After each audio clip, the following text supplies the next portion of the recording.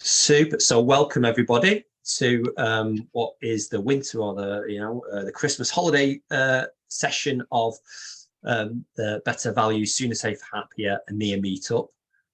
It's very exciting, very seasonal, and really lovely to have Mirko Kleiner join us. So Mirko is a thought leader, a leading exponent of lean agile procurement.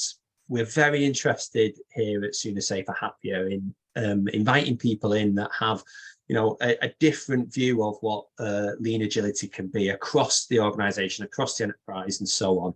So it was lovely that Mirko agreed to come and share his thoughts on procurement. And, we're trying to get people from all over. They give us that other aspect about bringing very different parts of an organization together and thinking the same way. And delivering in a sort of a more humane fashion. So it is lovely to have Mirko here. So Mirko is president of Lean-Agile Procurement Alliance, has won Excellence in Procurement Awards, just recently been pretty much on a world tour in 2022, speaking at many conferences in the US, in the Southern Hemisphere, in New Zealand and Australia. We're working with our good friend of Soon Safe Happier as well, Marcus Ward, delivering training in Australia. So there are lots of relations with Mirko and what he's doing right now. We'd like to make a lot more of that at Soon Safe Happier as well. But without further ado, I'll pass over to Mirko. And I'm sure you can all welcome him, and we'll learn more about Lean Agile Procurement. So thank you, Mirko, over to you. Yeah, thank you, Matt, for having me, and welcome everybody. And it's a big pleasure to talk about a topic that is not so common, and some of us even say it's kind of the next big thing. As I learned from Jan, it's less about the A word, but more about value. So just feel free to replace that. So how can we scale value even beyond companies? And that's something that we are triggering. You mentioned a lot procurement. That doesn't stick so much with people. So depending on the audience, I flip a bit the storyline here. So today I want to talk about how to scale agile beyond companies. And I also want to show you the potential, not just the value, but the impact we create in that area. So it's very impactful. It's in different senses, in different, not just in delivery, in a traditional way of thinking. And on the other hand, it also brings a lot of new opportunities if you're a freelancer, a coach yourself, offering trainings or whatever. So if I think that there is for all of us something in this storyline, and I want to start with something. And by the way, I don't expect some boring slides. I will bring with me 7 stories to make this a little bit more tangible, actionable, understandable, because maybe you're not familiar with the topic. And I want to start with something very small, something that currently is disrupting a whole industry, and something that all of us need and have in our mobile phones, etc. And this is semiconductors or computer chips. And not sure if you heard of, but currently a whole industry, the car manufacturing industry, is kind of blocked. They're unable to ship their products, their cars, because of this chip shortage. And I want to explain a little bit why this happened, why this all connects with the topic, and what we can do about, and what, for example, Tesla does different. So just for that you get some idea. So this is a real picture from the US. So currently Bloomberg reported that just GM and Ford, the biggest US car manufacturers, can't deliver currently more than 300,000 cars. So it's a huge loss. It's a huge impact because of something small like that. And if you wonder well, yeah, but I mean, if they get some chips, they can deliver it. Well, an average car has more than 3,000 semiconductors, which is kind of shocking. So there are some little control chips maybe down the road to huge, more advanced 4-nanometer chips like the ones we have in the iPhone and computers. So how come that this whole industry is currently blocked? And so traditionally, this managing the supply chain is in the hands of procurement people. And as the pandemic was hitting us and also the car industry, they forecasted, well, the demand and people will buying less cars, so they stopped the order of new chips, right? And traditionally that would not be a problem, but then this became multidimensional. So there were supply chain issues. They had, a traditional way of thinking with just in time, having nothing on stock. So it became really volatile to them, and that's kind of where they ended up with. So it's to make a point here, their traditional mindset of looking to cost improvements only, kind of the lean thinking, they became a trap of this traditional thinking there. And currently they have no way out, because for the more advanced chips, there are just 2 manufacturers globally currently. One is in Taiwan and the other in Japan.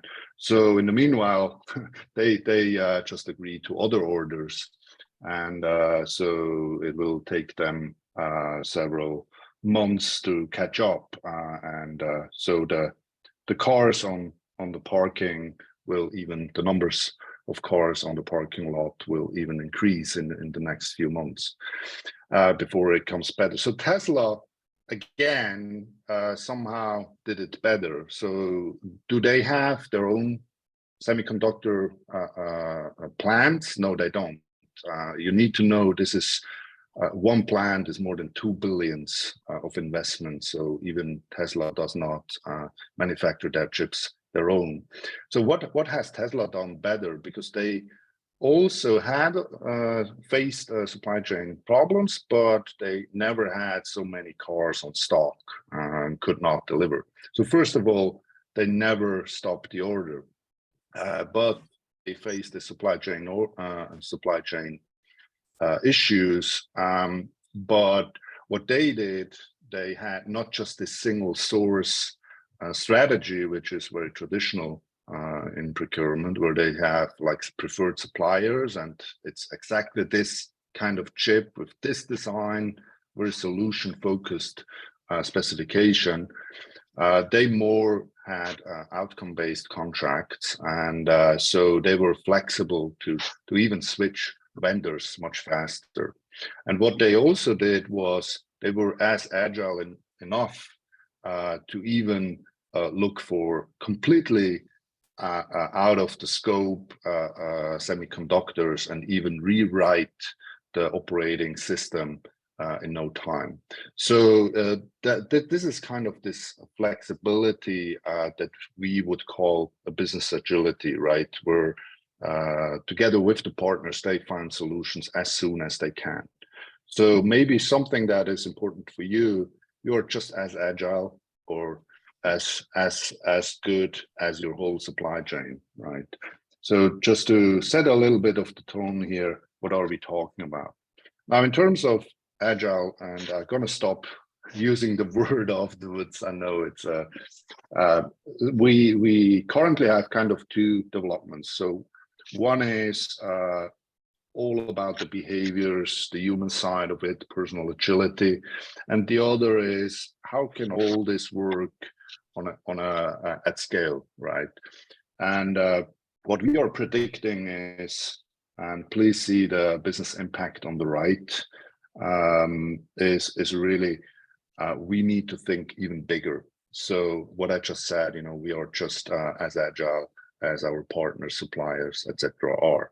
So Agile doesn't stop at the company's front door. So if you don't believe me, we are collaborating even with Jeff Sutherland, and he is also an advocate for our movement.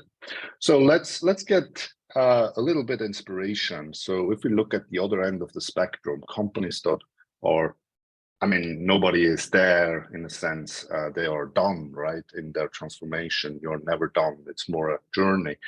But one of the companies that we got in touch is Haier. This is a Chinese appliances company. And they originally have been, so this is not a startup, it's a 50 years old company. They have manufacturing, it's hardware, it's software, it's sales, it's, you know, the whole supply chain. And what they did, and that resonates a lot with the whole community, what we are doing and looking for, they pulled down the whole hierarchy. And instead, they have now 80,000 people in a team of teams setting. They call it micro enterprises. And so they run currently more than 4,000 micro enterprises that are customer facing, that are empowered, and have almost no bureaucracy left. So they are looking for their own internal partners. And 2 years ago, they even opened up. So now these micro enterprises could connect with any kind of partner and service, even with third party. So this is a kind of a very nice view that this is possible. And from a commercial point of view, it's also quite impressive. They had in the last 10 years 20% growth in revenue and profits. I think it's outstanding what they're doing. And this all has been led by the leadership, by the CEO, Sang Reem. This is actually their fourth big transformation since 1970. And I just put here two principles, how he led the transformation. And one is zero distance to the customer, and everybody is an entrepreneur. So giving the trust to the whole organization. So let's do a short reality check. So what can we do in our, you know, that's a long journey to get there where Haier is. But from our experience, we identified 3 top challenges. And I want to just work you through with some further examples. So first of all, it's, you know, we need to start asking the question, who is accountable for the suppliers, for the partners, for this relationship and the contracts and so forth? The second is, how can we select those partners based on our set of values and principles? So it's not just, if you think about it, even the word suppliers is not meeting on the same eye level. You know, I'm the buyer side and you just need to supply, right? We are looking for a partner on the same eye level. And then last but not least, how can we manage those partnerships in a much more agile way? So let's start with that. So if we really simplify the whole organizations, no matter how complex they are, and we reduce it to the max. So if we would have just one team, who do you think should be responsible? And I took here just the Scrum roles, product owner, Scrum Master, dev team, and the whole Scrum team. Who do you think should be accountable for the suppliers? Who should own this relationship? Let me just share, stop sharing and share again a little Slido here so that we get some opinions.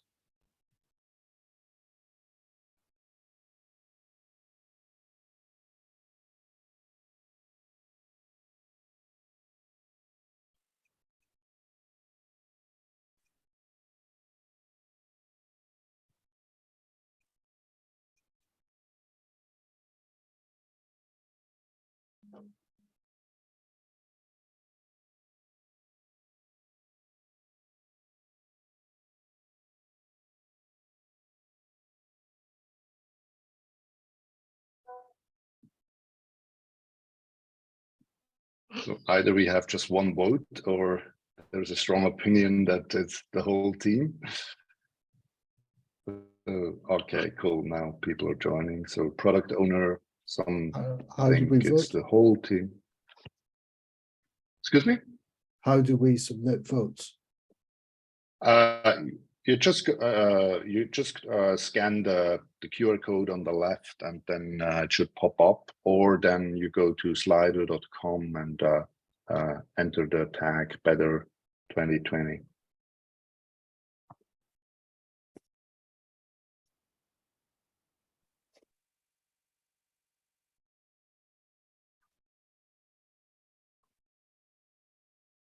So while the people are voting, I don't have the recipe, and having a chat with Jeff about that. The Scrum Guide is not prescriptive. It does, there is no right or wrong, but I have a strong opinion that it should not be outside of a micro enterprise or Scrum team or business cell, whatever you call it. It just doesn't make any sense. Okay. So thanks for voting, for your participation. Let me just reshare the slide deck.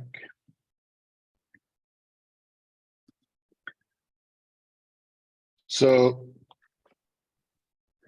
the second challenge we have is if we are looking for new partners, sometimes it's if you're a startup or we are an existing business, we need to replace an existing partner.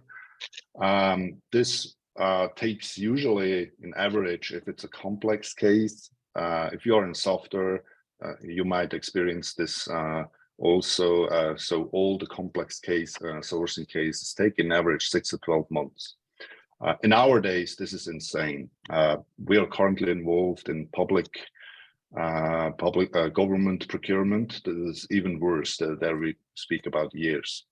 So in our, if we see Hire as a leading example, they have more than 4,000 changes of partners, or at least contracts, more than 100 new contracts in place every other month. So that's the kind of speed, right? So the question is, and I also had a discussion here with Alex Osterwalder, the business, you might be familiar with the business model canvas. It's awesome, we can elaborate on that, we can iterate on that very fast. And I asked him, how do you find the key partners? And he said, well, that's pain in the ass. So we solved that. So just another example here. If you're familiar with software, you might know what an ERP system is. An ERP system is kind of the core system of a bigger corporation, with all the relevant business processes. And as said, this in average takes 12 months plus. We just did it in 2 days. So we, from idea till contract, selecting a new partner, a new software, etc. That was, to be fair, 3 weeks. There was a little bit of prep time, but the core thing happened on the 2 days. And how we do that, if you think about it, if something becomes complex and we have no idea, we might not be the experts in the subject.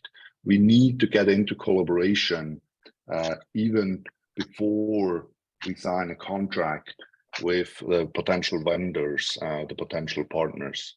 So what we did here was we invited 3 competitors simultaneously for 2 days in the same room and co-created the solution design. We let them in parallel, update their proposal. And we even did the negotiations and the contract, improving an agile contract together with them. So at the end of the 2 days, and that was our ambition, we selected the vendor. And as we had 2 days to talk about anything, we even discussed how to collaborate while delivery. We were set to continue delivery on the 3rd day. And as we had the people there that we might collaborate in delivery, not just the sales guys and the pre-sales consultants and so forth. That's one of the key pillars. We want to get in touch with the people we might collaborate with. We even run a proof of concept in parallel. So it's very powerful, just putting the right people together. It's as stupid as that.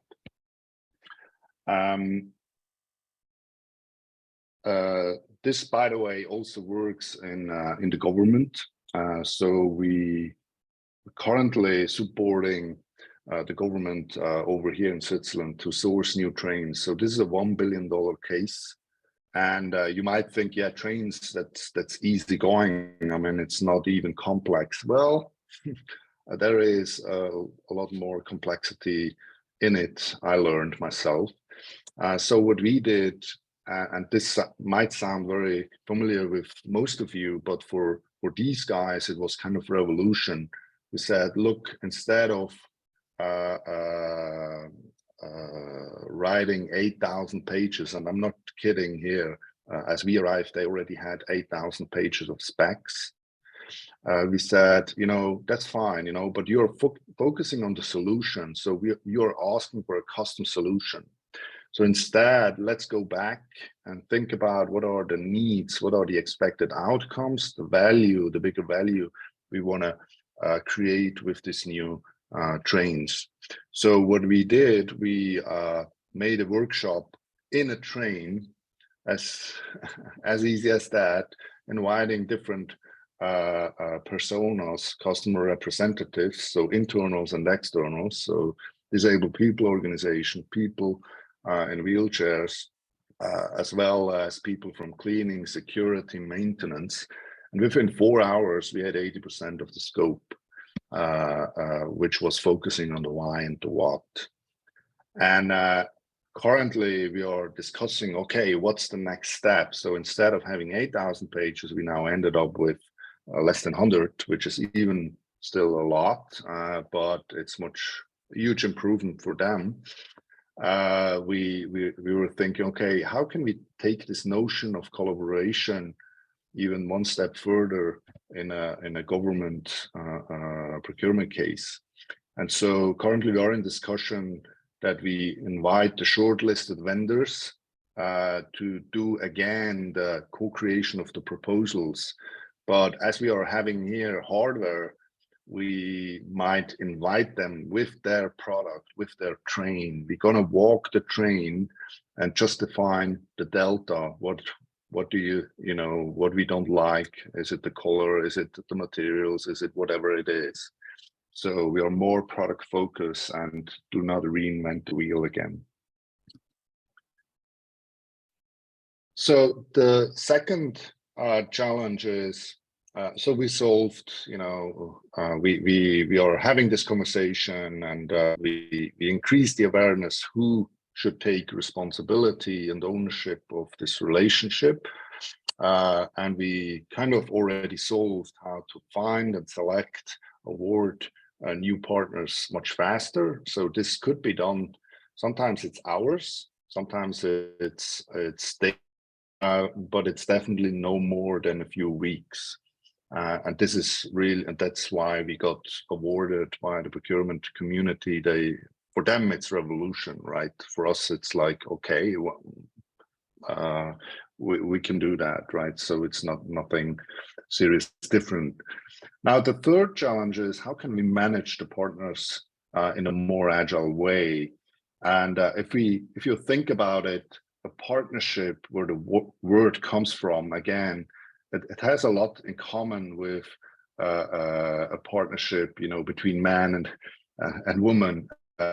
So I found here a little parody, and I just want to make you, I want to invite you to observe this parody and start to think about it. You know, what do you see in common? What do you observe in your daily life? But I can't trust him. I feel like he doesn't respect or appreciate all the things I do for him. What? Hold on. Let's let her finish expressing how she feels.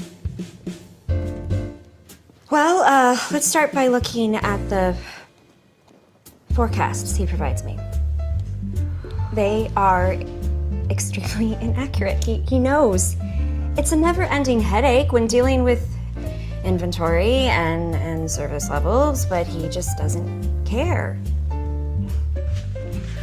I get grief about my forecasts at every one of our meetings. Believe me, I wish I had time to provide her with the information she needs. But how about some appreciation for the revenue that I bring in, huh? Well, how about showing some appreciation for what I do? You have no idea how complex it is to plan and manage new product introductions, distributions, procurement, and also delivering what you need so that you can focus on selling. All I'm asking for is a little more consideration, future warnings, and accurate forecasts. I want this to work. You know that. I wouldn't be here if I didn't. I just want to make a little profit. Right, so don't take it too serious, but you might agree this has some similarities with partnership. Business partnership has some similarities with couples. So let me just come up with the second little poll. So this is a word cloud, so you could, yeah. How is your buyer and supplier relationship? If you want to share here some small, short sentences or at least some words.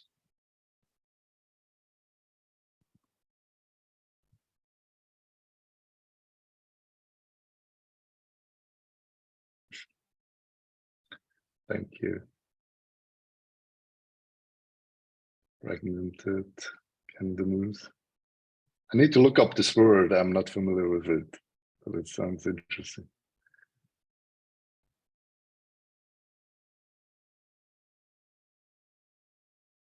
But fragmented seems to be a big one.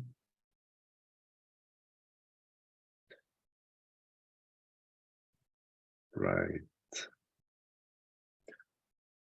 Cool. Thank you for participation in this little poll. Let me just share the other screen again.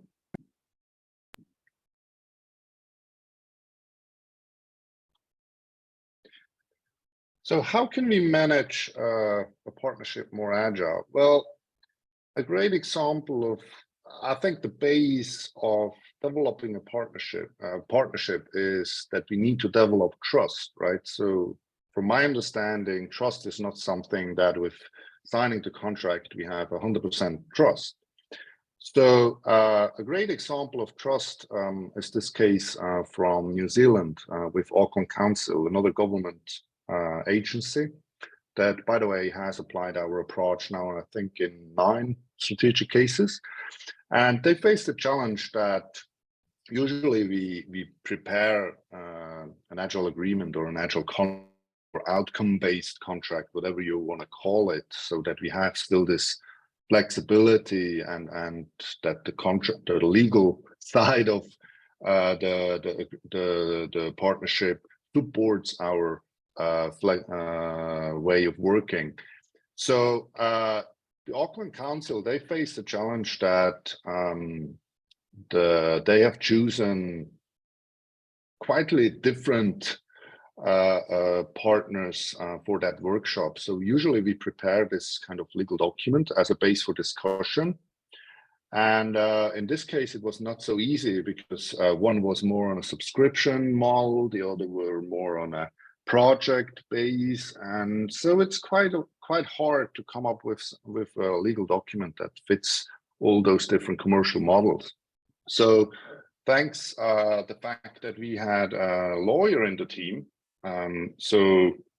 Recently somebody said Lean-Agile Procurement is kind of steroids, DevOps on steroids. We add just all the capabilities to the team that they need along the the product life cycle. And so at the beginning, it was obvious we also need some legal competence. So the lawyer in the team said, well, if we need to come to an agreement at the end of this big room workshop with the 3 vendors we pre-selected, there's no time that we can read, understand all these 3 legal frameworks from the 3 suppliers. So he came up with a very weird proposal. He said, what if we just trust? And the team was like, what? You are the lawyer. Really? Which drugs have you taken, right? So I said, no, hang on. We're gonna not read the legal document, but instead, we're gonna come up with the most important points. And they aimed for a 1-pager. They ended up with a 3-pager, where we put everything in it that is important to us from a legal perspective. And they put it in first priority. So if something in the underlying documents would be in conflict with that, it would be just overwritten, right? So that was really, really clever approach. So they had not to read and understand all those hundreds of pages of legal document. They just had to have a collaboration about the 3-pager, agree on it, and basically sign the contract with the one that has been awarded. So this is what I call the mindset we need. It's not a new approach or whatever, it's the mindset we need. The other thing, how we can manage, which sounds like traditional, if I'm saying it now, a partnership. So we selected a partner and we signed a legal document. And from there, it's nothing else than like a sprint, right? So we need to revisit not just the document, but the whole partnership on a cadence that makes sense to us. And maybe we need to update the working agreement. Maybe it's no more the right people from either side. And so what I can say here, we, for example, as the Lean-Agile Procurement Alliance, we are, instead of having 6 months negotiations with other big alliances, we, for example, with PMI and Scott Embler, we just started. We said, look, there is no value in going into endless discussion to define our partnership. Let's just try it out, right? So we are sprinting on a 2-week cycle. And looking for win-win situations, little experiments to develop trust, and at the same time to develop the partnership. As easy as that.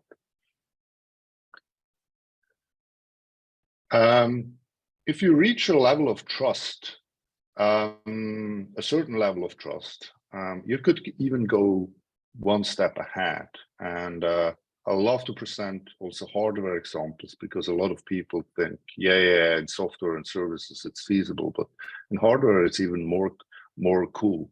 So this is an example from AGCO, which is the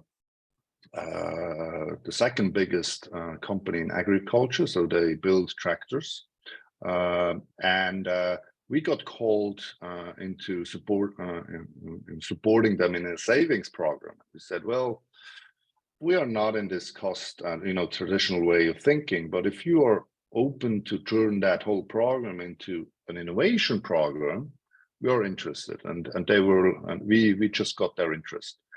So we set up a cross-functional team with all the capabilities needed, and the team came up with a crazy idea. They took this tractor into its pieces and components, laid it out in a big hall, and we invited the internal, stakeholders like marketing, product management, people from the facilities and production, the current suppliers, plus competitors.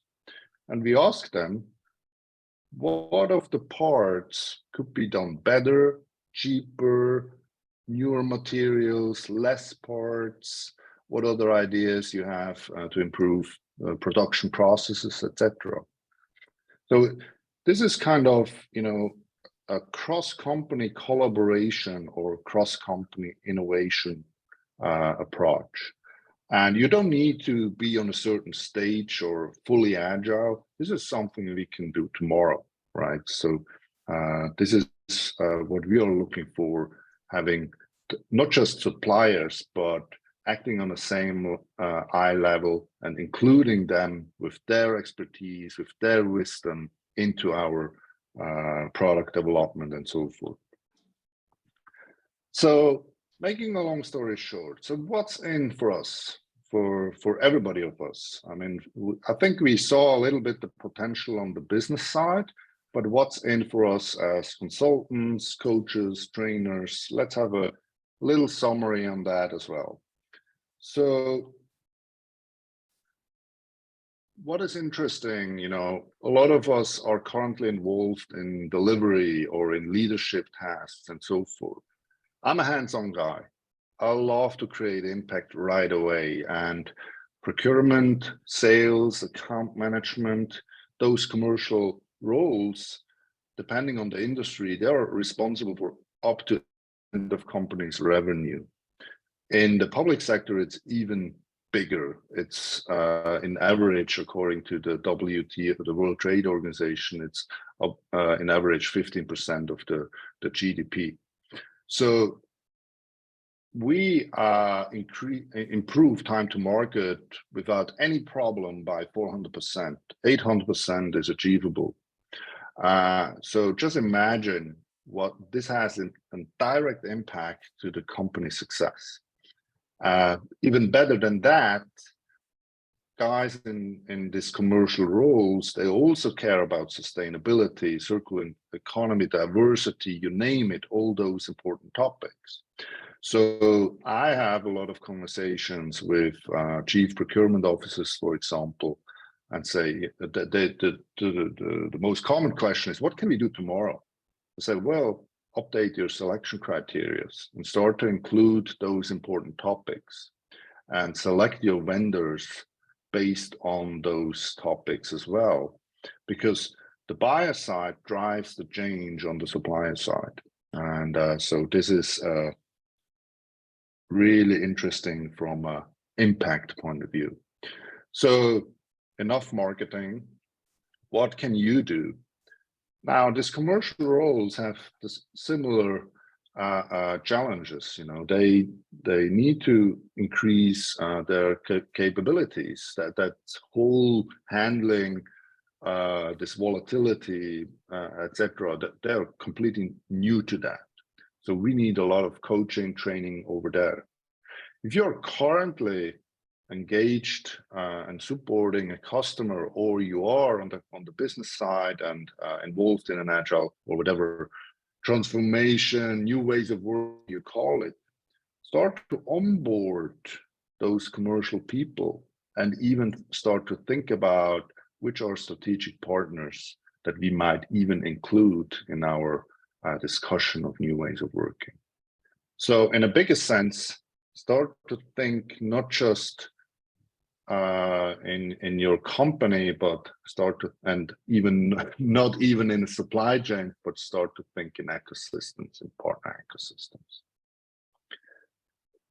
One more thing, and then I'm gonna close. We just developed and published a paper, and you will get the QR code for download, for free download just on my last slide. If you're interested how transformation of a supportive function look like, agile adoption, new ways of working, you will get some insights there, because what the current consultancies know, the transformation or adaptation of new ways of working of a so-called support function like sales, account management, procurement is slightly different than all the departments that are in value creation. So we came up with a paper from function to capability, and this is also includes a lot of stories around it. So yeah, this is us. Thank you for your interest. We are in cooperation with a lot of other alliances from procurement, supply chain, agile space. We are also running workshops. The next is end of January. If you're interested, it's, we are just taking off. We need more people. So if you, it's no more just, let's do a little bit of coaching, a little bit of training there. It's really the transformation business hit us because of the pandemic and all the other current crises, those commercial roles became really, really on the top 3 priorities on the leadership level. And it's a great opportunity. So this is it. Thank you very much. If you want to know more, visit us on lean-agileprocurement.com. Feel free to contact me at any time. And as I said, download the slides, the white paper, right, with this QR code.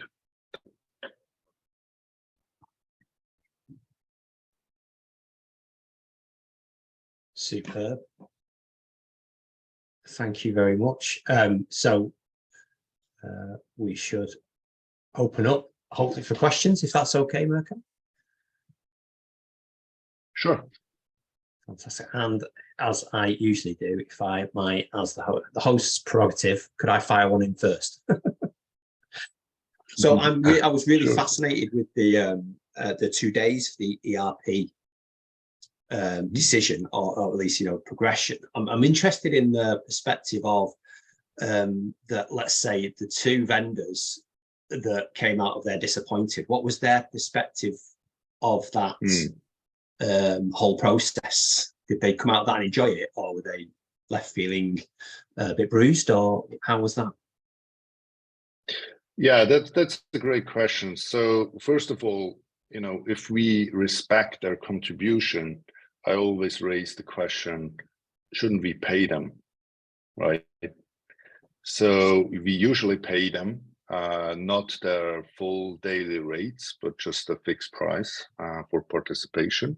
So that's kind of, we appreciate their works, their contribution. So that's kind of covered. So everybody is at least satisfied from that point of view a little bit, but it doesn't really cover their costs, right? By the way, it also we found out later that this also makes sense from a legal perspective, because then you also own all the IP that we created, so that you also don't get into troubles like that. So it's recommended you pay a little amount. Now, you need to understand that we are highly collaborative for 2 days in the same room. I mean, they see each other perform, right? Which is weird to some of them. We have all the things, all the topics that are confidential in private sessions, but the beauty of having all there simultaneously is that we could, if something occurs in the private session that is relevant for the others, we can go back in the big room, virtually or in person, and say immediately, look, this is something new occurred, please update your assumptions, proposal, estimations.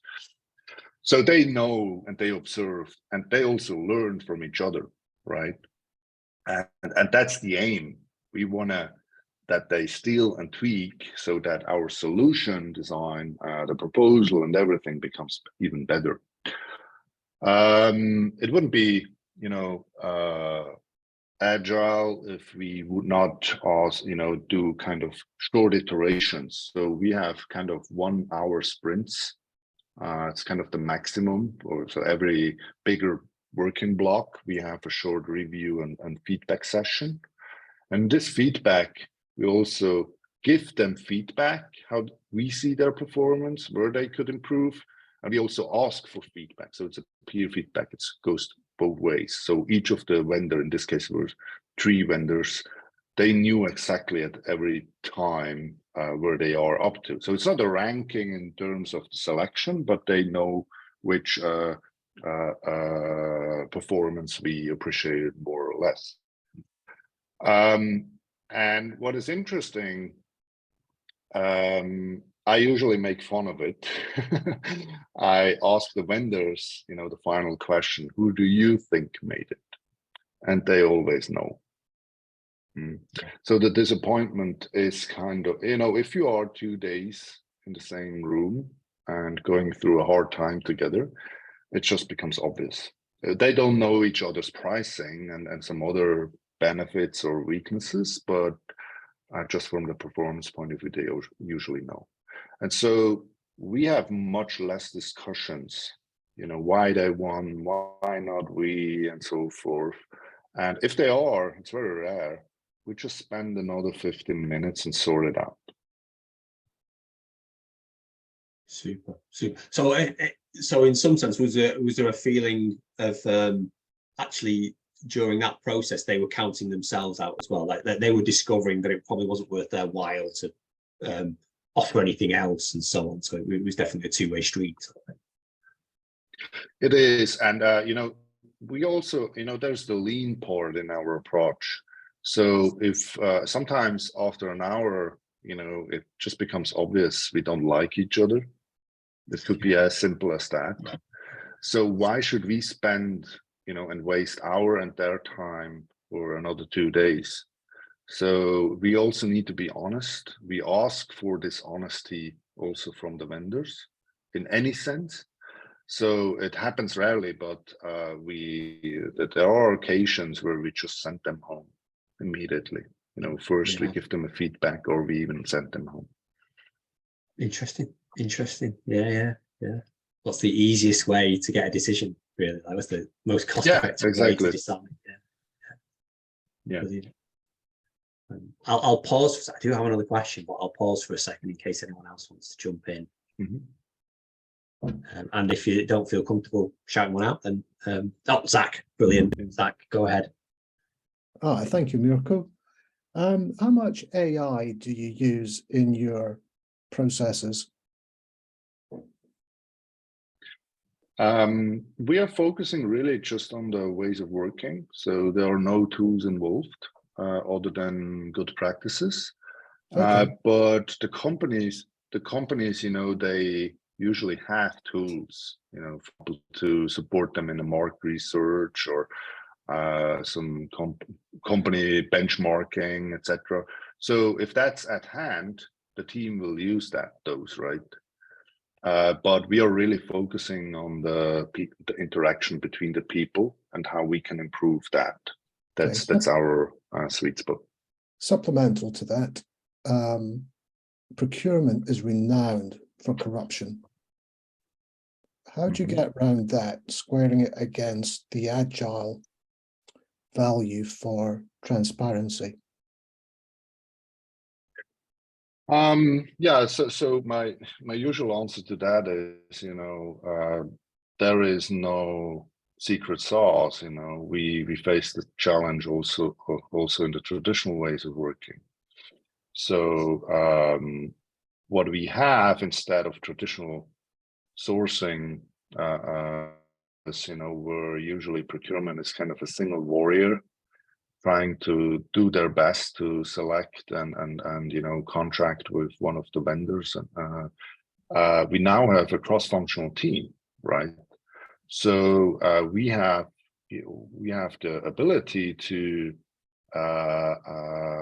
minimize risk from different. We have the full diversity at the table, and sometimes we have risks from a technical point of view. Sometimes it's commercial risks. Sometimes it's what you just said, corruption or whatever, locked in situations very often, right?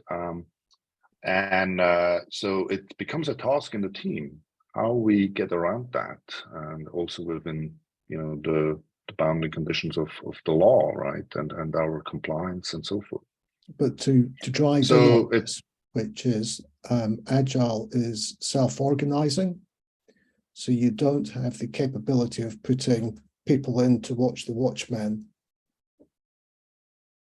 So what I'm really driving at is, if you're doing agile, it's the wrong way of doing procurement. And if you're doing procurement, it's more of a traditional way of doing it. Yeah. So I'll give you a stupid solution, maybe. We run a lot of these big room workshops in the meanwhile virtually because of COVID and the restrictions. So the only, a very simple thing to make it traceable and have the full transparency, etc., is just record the sessions. Sure. So now you still can't prevent that the companies or somebody is having some off-site conversations, but this is how it works, right?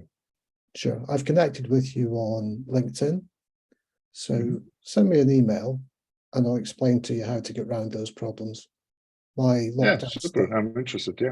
Lockdown startup is helping governments and bidders get around the problem of transparency, which is massive for government at the moment in the UK, because one of the members of the House of Lords has resigned because they got too involved in the procurement process.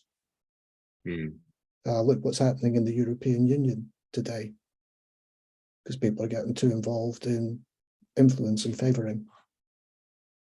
I was going to ask sort of basically on, well, probably similar to that, or segueing from that, things like, so the archetypal people who would then lean into this, are they very different from what we would say would be like the normal massive service integrators that would trip off the tongue?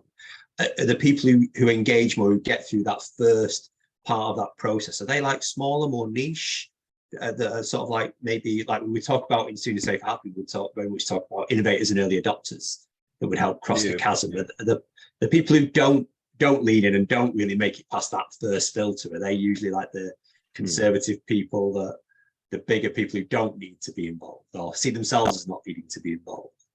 Is that like the archetypal build-up? Well, I can't say that. Our approach, this is not something for the big five. We actually had the big five simultaneously in the same room for one of the cases. I think it's more dependent on the buyer's current culture, right? Are they kind of the save as guys and let's go for one of the big five, and they can't be wrong decision or selection. But it's completely up to the team, right? What are the criteria, and we help them, and we encourage them to extend the selection criteria even for the long list, also to include the culture, the human and culture fit aspects to it, right? So do we have some experience with them, and do we expect a fit, or is it completely out of bounds? And that's also becomes a selection criteria in the big room. So we have had cases where the pricing was good, the solution was good, but the human and culture fit was just not there, and so that became a no-go. And it's just because solving complex problems, you need to have this fit, right? And so this becomes more and more important, while the business fit is still important too. What this collaborative approach also offers are new opportunities. Give you an example. In Australia, we had a case where we invited 10 vendors because we knew nobody of them could do the job alone. So now we invited them and told them, not one of you will win, more than one. Find your LIE. So we delegated the complexity, of this human and culture fit, but also complementary services to the vendors, right? And we just facilitated that and set the tone of what's the expected outcomes and so forth. So it's quite we're still learning, about new possibilities. Which is the one of the main tenets of Agile, I suppose, and Lean-Agile. It is. Well, let's keep learning and learn together and learn as we do it. So it's brilliant. It's been fascinating. We're sort of at time, if there's any last question. I suppose actually, you know, Mirko, with the invitation to download the paper and connect and everything that you're offering up there on and the workshops and so on, I'm sure we'll stay in touch. But yeah, it's a fascinating thing how to be able to get around some of these intricacies of buying stuff off people at large scale and have them become part of your ecosystem is absolutely fascinating. So thank you very much. It's been very enjoyable. I'm sure I'll come up with some more questions and we'll ping them through. Super. Thank you. Just a reminder to everybody, one, have a fantastic holiday season and Merry Christmas if you, like me, celebrate that. And looking forward into the second week, I think it's I can't remember what date it is, but in January, the second Tuesday. Anna, have you got 10th of January. 10th of January, brilliant. So we're going to do our first experiment in a hybrid meetup. We'll have people in situ in London. Joel, you might know, or Anne, you might know where that is. I think it's Nationwide Building Society. Yeah, It's Nationwide Building Society. Yeah, it's called the Post Building, which is the Nationwide Building Society office. Super. And a few people like me and one of the other speakers will be joining online, and we'll record it online as well. And that is a Petricuccia night, so there'll be lots of lightning talks. Petricuccia is 20 slides, 20 seconds each slide, and it rolls on, so it should be a lot of fun. You'll see us sweating a lot and trying to get all our words out and not stumbling over them. So please do come along to that. It should be a lot of fun, and we look forward to seeing you there. Have a fantastic Christmas and see you in the new year. Thanks, everyone. Thank you, guys. Cheers. Thank you, Mirko. Cheers.